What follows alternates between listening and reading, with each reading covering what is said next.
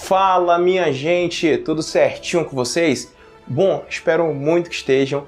Para quem não me conhece, eu me chamo Valbert Bittar, sou fisiologista do exercício, fundador e diretor clínico da FAO Personal, empresa esta que tem como objetivo em ajudar aos idosos a serem mais autônomos, mais fisicamente independentes, para que tenham de fato mais saúde e liberdade, para que possam viver suas vidas de forma mais ativa e segura, longe aí das incapacidades que os assolam. E nesse nosso segundo bate-papo de uma série que eu vou estender até 3, onde já teve um primeiro encontro desse que, caso você ainda não tenha visto, eu aconselho fortemente a assisti-lo antes de assistir esse e o próximo encontro, para que você possa assistir na sequência correta e ter o melhor entendimento desse assunto que estamos abordando. Beleza? Então, no nosso primeiro encontro sobre essa temática, eu abordei aí o porquê e como a população idosa ela vem crescendo de forma acelerada no Brasil. Hoje eu vou abordar aí os principais impactos disso para o nosso país, principalmente para a economia do Brasil. E no terceiro e último, eu vou estar abordando aí os impactos disso para o próprio idoso, para a vida do idoso, beleza? Então, vamos lá agora assistir esse nosso segundo encontro. Vem!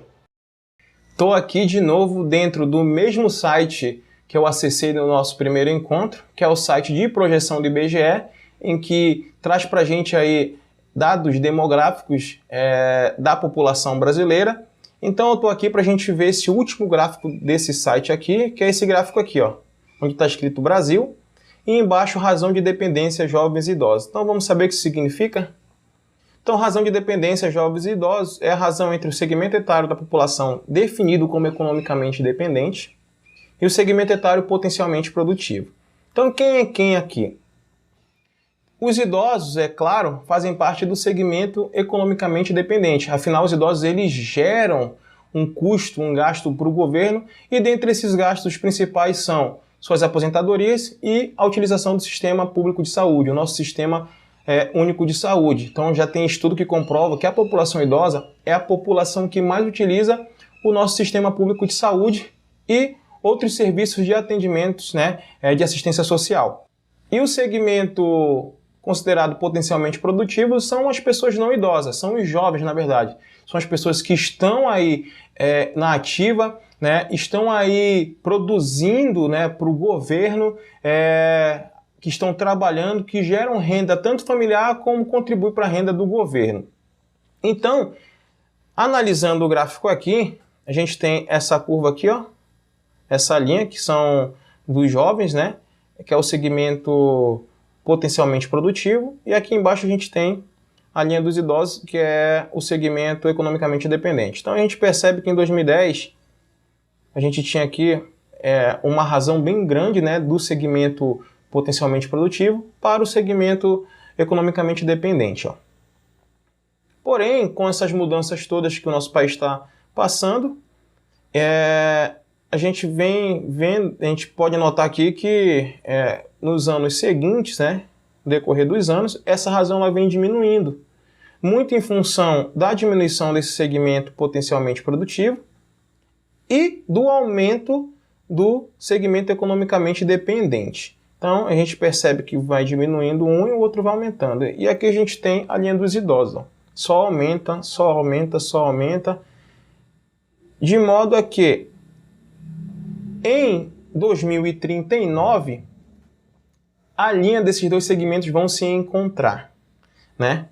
E elas vão se encontrar, a gente percebe que depois de 2039, a linha do segmento economicamente dependente, uma se cruza com a outra, uma segue subindo e a outra segue descendo, Então, a linha do segmento economicamente dependente, ela vai subir, enquanto que a linha do segmento potencialmente produtivo vai descendo.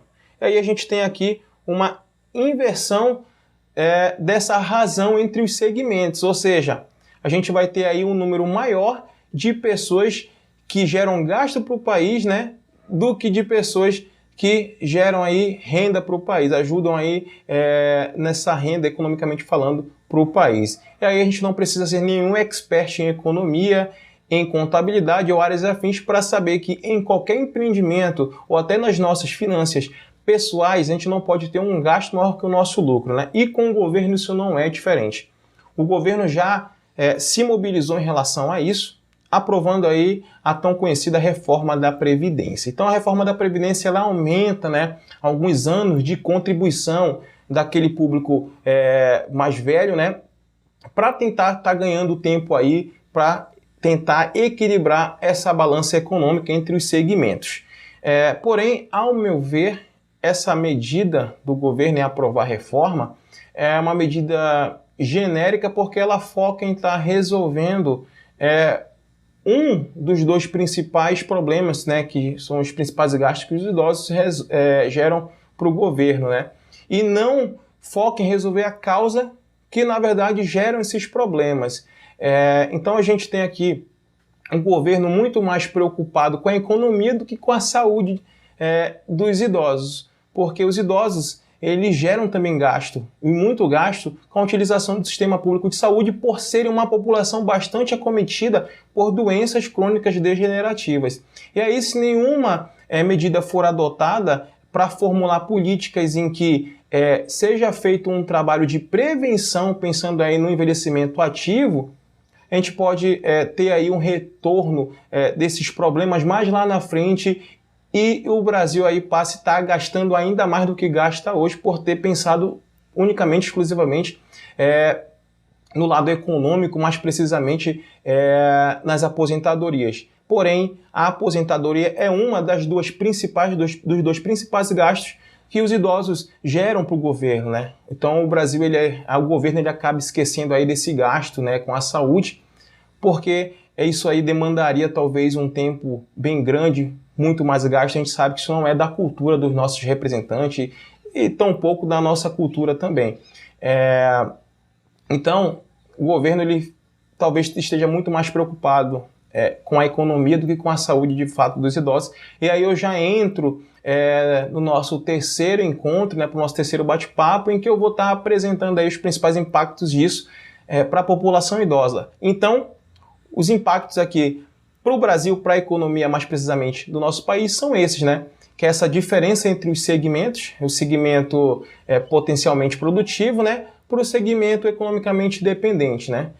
E aí a gente agora vai se ver lá no nosso próximo encontro para abordar aí os impactos disso para os próprios idosos, para fechar com essa temática, beleza? Então, minha gente, eu agradeço bastante por vocês estarem acompanhando a gente. E não esquecem que esses vídeos eles estão aí nas nossas redes sociais, tanto na minha como nas redes sociais da FAO, ou seja, Instagram, Facebook e nos nossos canais do YouTube. Então vocês podem acessar em qualquer um deles. E não esquece de dar aquele like, isso ajuda bastante no nosso feedback, né? Feedback de vocês para com nós. De comentar algo, seja para acrescentar ou para tirar alguma dúvida, fazer alguma pergunta. E também marcar e compartilhar com aquelas pessoas que seja interessante ver isso também. Beleza? Então eu vou ficando por aqui e até a próxima.